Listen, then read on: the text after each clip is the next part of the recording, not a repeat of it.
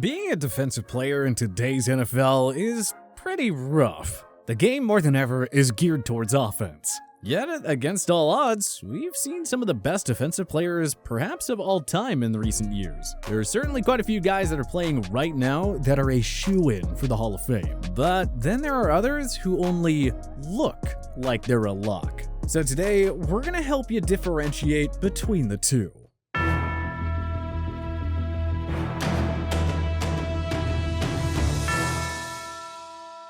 For NFL fans, there are a few debates more fun than discussing if a certain player belongs in the Hall of Fame or not. There are so many stud defensive players in the league right now who have essentially locked down their spot in Canton. There are plenty of others, though, that are on the borderline. But our guess is that they'll ultimately fall short of earning themselves a gold jacket. So, here are 5 active NFL defensive stars that will make the Hall of Fame, and 5 that unfortunately won't receive that honor. Aaron Donald. Donald considered retiring after leading the Los Angeles Rams to a Super Bowl 56 championship. And quite frankly, who could blame him? The best defensive player of his era has literally accomplished everything up to this point. If Donald retired, he would have been a first ballot Hall of Famer. But the 3-time Defensive Player of the Year decided to run it back with the Rams, earning a new contract worth a hefty $95 million over 3 years. Donald is the best defensive player since Lawrence Taylor, no question about it. In an era that is more offense-friendly than ever before, it is simply incredible how much he can single-handedly take over games as a defensive player. Since he's sticking around, Donald will only rack up more individual accolades, and perhaps more Super Bowl rings. The only thing left now is for him to further strengthen his status as the best defensive player of all time. Tyrann Mathieu. If there was such a thing as a Hall of Very Good, Mathieu would be a first ballot entry. But time simply isn't on the side of the former LSU star to earn a gold jacket at this point. The Honey Badger has been great for most of his NFL career, but the overall consistency and individual accolades aren't quite at a Hall of Fame level. Yes, he's a Super Bowl champion and a 3-time first-team All-Pro who earned a selection to the 2010s NFL All-Decade team. But Mathieu wasn't quite elite during much of his tenure with the Arizona Cardinals. He became a consistent star after joining the Kansas City Chiefs, and now that he's in his 30s, history tells us that the Honey Badger only has a handful of productive seasons left. Longevity matters when it comes to getting to the Hall of Fame, especially for defensive players. Can Mathieu turn in, say, 3 more All-Pro nods before he hangs up the cleats? If so, then hey, he should get in. But we aren't betting on that happening. Also, you gotta think of the many other great safeties of the 2010s. Harrison Smith, Malcolm Jenkins, Kevin Byard, Earl Thomas, Eric Berry, Cam Chancellor, Eric Weddle, Devin McCourty, the list goes on and on. And the reality is that most of those guys aren't gonna get in either. If Mathieu was just a few years younger, we would have way more faith. But time is against him in his bid for the Hall. J.J. Watt.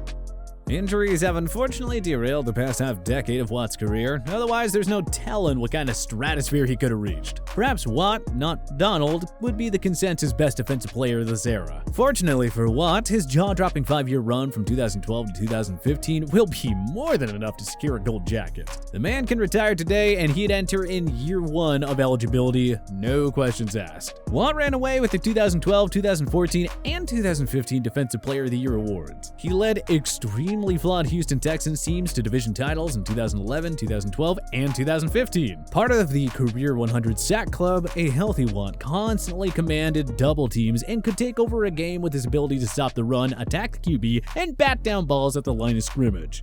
We really hope Watt can stay healthy through the final years of his career, because there is nothing like an explosive J.J. Watt bursting off the edge. Super Bowl or not, the man can sleep peacefully knowing that Canton awaits. Ndamukong Suh. The Detroit Lions version of Ndamukong Suh sure played like a Hall of Famer. 2010 Defensive Player of the Year honors, 3 first-team All-Pro nods, 4 Pro Bowl selections, and a spot on the NFL 2010s All-Decade team. Suh accomplished a lot during his 5 seasons in Motown. He was able to guide this team to the postseason in 2011 and 2014, turning a long-time losing organization into a relevant franchise. That definitely counts for something. Suh then joined the Miami Dolphins in 2015 free agency, signing a 6-year, $114 million deal. Miami got mixed results out of Suh, though, who simply wasn't the consistent game wrecker we saw all those years in Detroit. Since leaving the Lions, Suh has earned just one Pro Bowl nod, but also a Super Bowl 55 ring with the Tampa Bay Buccaneers. Suh is a fine rotational player for the Bucs, and yes, he made some big-time plays during the 2020 and 2021 postseasons. But the lack of consistency and overall domination in the back half of his career will likely hurt Suh's Hall of Fame chances. He hasn't been a bona fide star for nearly a decade. You need to be among the game's very best for more than 5 years, and Suh just hasn't done that.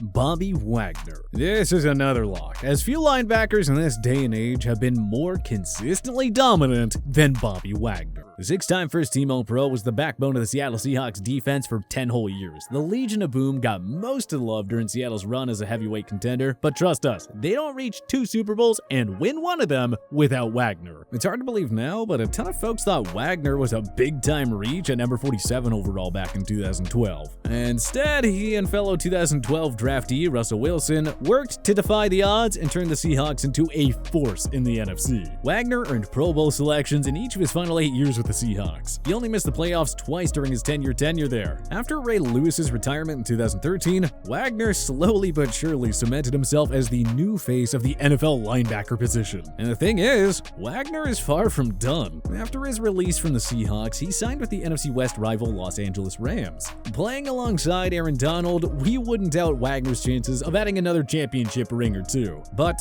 even if he doesn't, Wagner is still a surefire Hall of Famer.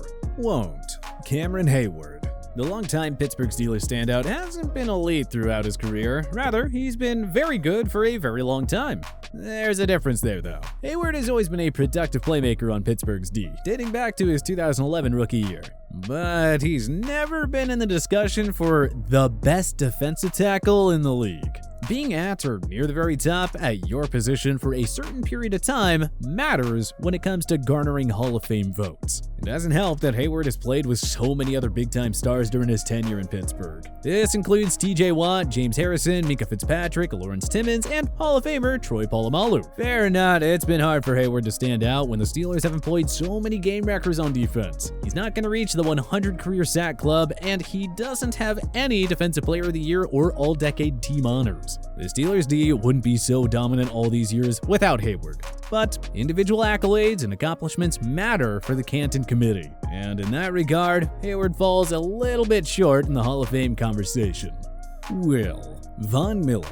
Honestly, the number 2 pick from the stacked 2011 draft class probably could have retired after the 2015 season and still have earned a nod into the Hall. But alas, Miller is still playing at a high level, having added a second Super Bowl ring with the Rams in the 2021 season. As he did for the Denver Broncos in 2015, Miller took his game to a whole new level in the playoffs and came up with clutch play after clutch play to bring his team a championship. Now, the Buffalo Bills have the fortune of employing Miller for the remainder of his prime years. The 8-time Pro Bowler hopes to be the final piece needed in the Bills' quest for the franchise's first Super Bowl championship. If you did a Mount Rushmore for defensive players of the 2010s decade, you'd have to think that Miller, Donald, and J.J. Watt would be locks. It only took Miller slightly over 8 seasons to hit the 100-sack club back in 2019. His spin move to evade blockers and his perfect timing at the snap of the football are unmatched. Literally, nobody does it like him on those fronts.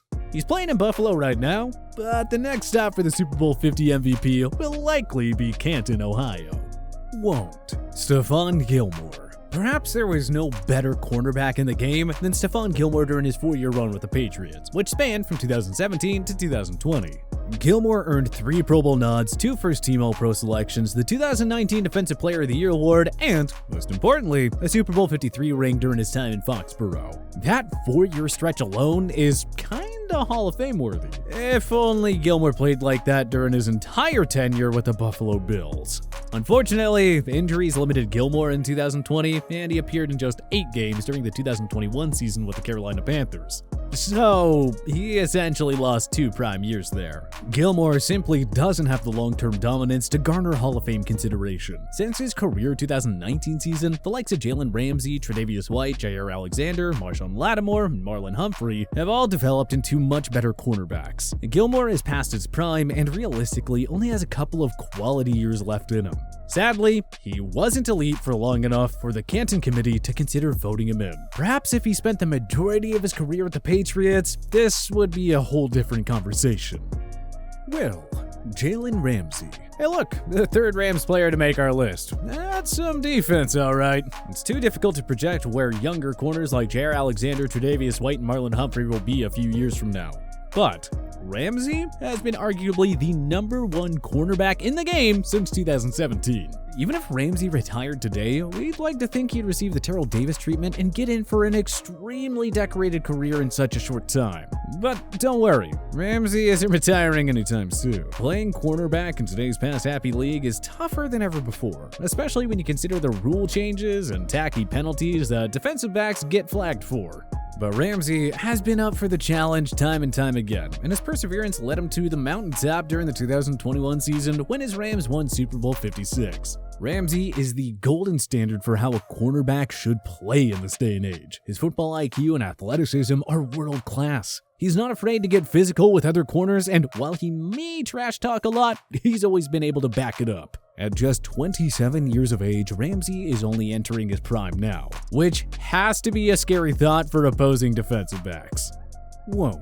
DeForest Buckner. It took Buckner a little bit of time to break out, but he finally started putting it together by the 2018 season. The Oregon product was supposed to be the mainstay of the San Francisco 49ers defense, but Nick Bosa and Fred Warner wound up taking over. After leading the 49ers to a Super Bowl 54 appearance, Buckner was dealt to the Indianapolis Colts for a first-round pick. His production in San Fran was always good, but not exactly great. Buckner only hit double-digit sacks once with the 49ers, and he earned just 1 Pro Bowl nod and 1 second-team All-Pro selection in the Bay Area.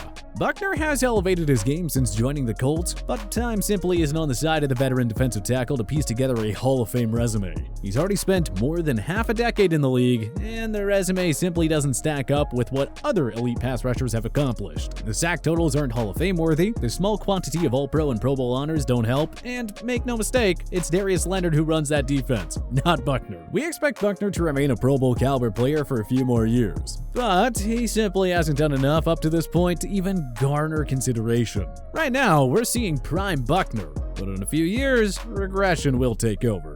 Hard to see him building up a Hall of Fame resume between now and then. But which other defensive stars will make it into the Hall of Fame, and which others are gonna fall just short? Join us in the comment section below. If you like this video and learned a thing or two, clicking the like button helps out a ton, and hey, we appreciate it. If this is your first time coming around to TPS though, subscribing is a great idea because we put out videos like this every single day. But as always, thanks for watching, and we'll see you guys next time.